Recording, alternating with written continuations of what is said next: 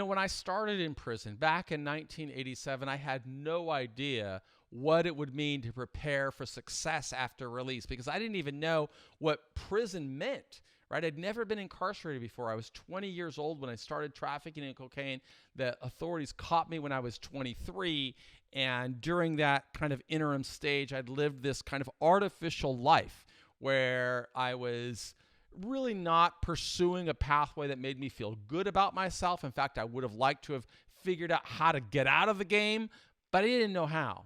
And when I got arrested, I didn't know what I wanted to do. It wasn't until an officer gave me a book about people that had gone through challenging times and reinvented themselves. In fact, I'm specifically thinking about the autobiography of Malcolm X right now. Because while he was in a jail cell, he reinvented himself. He figured out a way to recalibrate. And when we figure out a way to recalibrate, we need to take advantage of those lessons that we've taught in the earlier section of our course, Preparing for Success After Prison. You got to define excellence. You got to define a success. What does it look like? You've got to set goals. Then you've got to move upon that disciplined pattern of going forward with the right attitude, making sure that you aspire to something bigger, making sure that you act in ways that are consistent with what you said is important to you. You've got to hold yourself accountable and measure your progress because we get what we measure. And you've got to keep your head in the game, staying aware of every opportunity around you and making other people aware of you. Number 8, you've got to be authentic. How do we become authentic? We develop our own tools, our own tactics, our own resource. Remember that. To be authentic, you have got to develop your own tools, tactics, and resources, and you've got to execute on your plan every day. The more you do that, the stronger you become, the more people believe that you're the real deal, that you're not somebody who talks about wanting to be, successful. You're somebody who really does it. So keep your head in the game. That's what being authentic is about. And then you've also got to make sure that you're celebrating the little achievements because it's the little achievements that open new opportunities. That's one thing I learned while going through prison. Had I not sown earlier seeds and pursued incremental success, success would not have come. And then finally, you've got to live in gratitude. I am super grateful to all of you for working through our course, Preparing for Success After Prison. We only have a few lessons left, and then I'm going to ask you to continue and work through the survey so our researcher can collect data and publish it and show how more people are pursuing excellence. And that is the subject of our lesson today. So we're on our lesson on personal excellence, lesson number 26. And what we do at Prison Professors is we teach people how to teach themselves. So the vocabulary word of the day is excellence, which is the quality of being outstanding.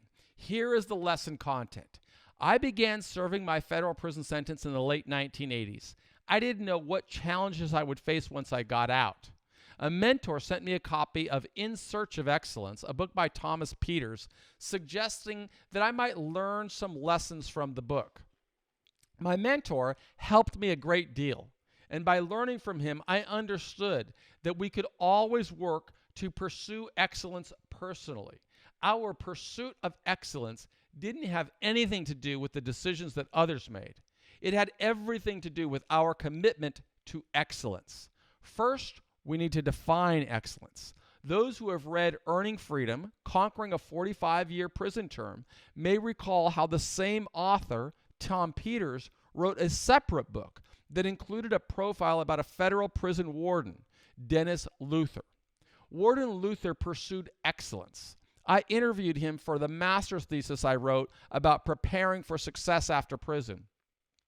Although Warden Luther couldn't change sentencing laws, he could build incentive-based programs that allowed people to work toward achieving their highest potential.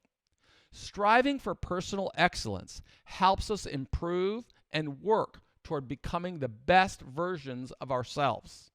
It involves setting and consistently meeting personal standards, being accountable for our actions, and always trying to exceed our previous best. The path to personal excellence might seem challenging in prison, but a person can always work toward excellence with patience, persistent, and a positive mindset. We develop confidence when we focus on personal growth, learning new skills, and making the best use of the time available to prepare for a successful life after release.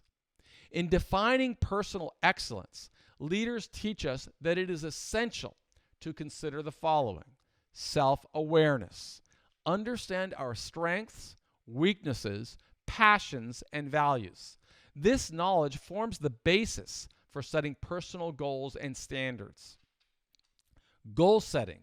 Define clear, achievable goals for ourselves, and these goals should challenge us and be realistic, contributing to our personal growth and development.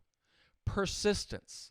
We should consistently strive to meet our goals and standards, no matter the obstacles. Persistence is vital to achieving personal excellence. And continuous learning. Seek to learn something new every day. Learning is a lifelong process, especially crucial in our challenging environment like prison. Positive mindset. Maintain a positive attitude. See every difficulty as an opportunity for growth and every failure as a chance to learn and improve. Now, here are some personal development exercises for you. Think about how you could answer them, and even the exercise of answering them is an example of your commitment to personal excellence. So in your own words, how would you define personal excellence? What does personal excellence look like for you? What personal goals can you set to strive for excellence while you're in prison? How can achieving these goals prepare you for success after release? Can you identify a recent situation in which you demonstrated persistence despite facing a challenge? How did this experience contribute to your journey toward personal excellence? And here's your activity if you want to pursue it. Reflect on your definition of personal excellence and write it down. Then set at least 3 personal goals that align with this definition. These goals should be specific, measurable, achievable, relevant, and time-bound. In other words, they should be a SMART goal. Now remember, personal excellence is a journey, not a destination. It is about self-improvement and becoming the best version of yourself. It is not about comparing yourself with others, but surpassing your past performance. Personal excellence will prepare you for success upon your release from prison. So strive for excellence, not perfection. Remember, the perfect is the enemy of the done. You got to get things done. And right now, I want you to take a look at our mailing address just in case you want to write to us. There we are at Prison Professors, a division of Earning Freedom Corporation, at 32565 Golden Lantern Suite B 1026 and Dana Point, California 92629. For those of you who want to join this advocacy effort, so if you can, send an email to interns@prisonprofessorstalent.com. That's our nonprofit website where we allow people to profile their release plans and the incremental steps they are taking to pursue excellence. It's really part of our advocacy initiative where we want to build a coalition of thousands of people working to prepare for excellence. And you'll know I never ask anyone to do anything that I didn't do. In fact, I'm going to pause for a moment and splice in an interview a different video that my wife filmed on an iPhone as I was preparing this. Just because I asked her, I said, well, I want our students to see what does pursuing excellence look like. I want you to see all the investment I have to make around me with the cameras, the lights, the computers, the software, and look, you've heard this concept about you never want to see what it looks like when people are making sausage, right? Because if you see how sausage is being made, you don't want to eat the sausage. Well, you're going to see around my workspace, it's always kind of organized chaos, okay? Because there's a lot of things on my desk because I need to have within reach things like this, right? If I want to pull up, what does my what did my what do you call it? My ID look like while I was in prison? Hey, it's not here anymore. Have you seen my ID? Oh, there they are. I've got a couple of ID things here in my wallet here, right? And that I'll share with you. Okay, it's interesting. I keep these things with me to remind me about the importance of pursuing excellence. This was the ID of my time in federal prison, right? So you'll see there's my U.S. Department of Justice number 163777004. But because I pursued excellence every day in prison, I got out. And while I was in the halfway house, San Francisco State University reached out to me, and I don't know if you can see this. Let's see if I can get it on the camera. Reached out to me, and it says there, faculty. Notice that in the lower right-hand side of the card, which might appear on your left, but it says Michael Santos, my faculty, because I was a professor at San Francisco State University. Simultaneously, you can see this. One of the things you might look forward to receiving when you get out. Your offender identification card. This is something I had to carry around with me for a long time because part of the responsibility of being what you call justice impacted. In my case, I was a serious drug offender, so for 5 years I had to register anytime I moved, and since I was always acquiring real estate, I had to move a lot, and I always had to go register, whether it was, I've always lived in either San Francisco area or Orange County, California, so whenever I moved from one residence to another, I would have to go register with the sheriff's department. That was part of my pursuit of excellence, and even today, I am always pursuing excellence. I am get up early in the morning. I write for our program. I strive to fight for justice-impacted people. I invest resources. In fact, if I could share my screen again, let me see if I can get to this area.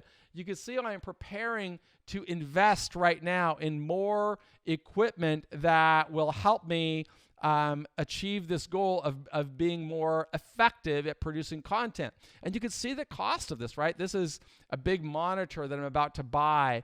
It's cost $1,000, a protection plan, the stand that will go on my desk, the cameras. What else am I having to get? I'm showing the this new computer I have to buy called an Apple Studio. And maybe my video editor will be able to splice a picture of the Apple Studio into this video. But it is really about investing in yourself, getting the best tools around you. If you need resources to get tools, then you need to build a story of personal excellence so that others will invest in you. That's what preparing for success after prison is all about. I've had to do that ever since I got out. I started my journey on August the 11th, 1987. I had to learn how to pursue excellence while in prison. When I got out of prison, I had to find support that would help me grow, help me invest in real estate, help me generate capital so that I could continue to acquire assets that I believed would grow in value, and then use my income from real estate to fund my advocacy efforts of trying to fight for more justice-impacted people, for more reforms, to help more incentivize people to pursue excellence. That's what I'm all about. My name is Michael Santos. I do it every day, and I'm asking you to join these efforts. Invest in yourself. And if you're looking for resources but you don't have any money, go through the Prison Professors courses. A lot of them are free. But if you want premium content, go to Adovo's store of premium content and invest in yourself. Buy courses that will help you get the outcome you want. If you don't have access to the premium content, have your family visit us at prisonprofessors.com and look at our books and courses, and you will see that we're always producing more because we believe in you. And I definitely want to thank all of the teachers and administrators in prison systems who allow us to bring this content into institutions, because I genuinely want to reach you. I believe in you. I want to thank you for allowing us to work together as we strive to empower more people and help them understand the importance of investing in themselves. So pursue excellence. And I just want to thank you again. My name is Michael Santos. I'm the founder of Prison Professors, and I believe in you.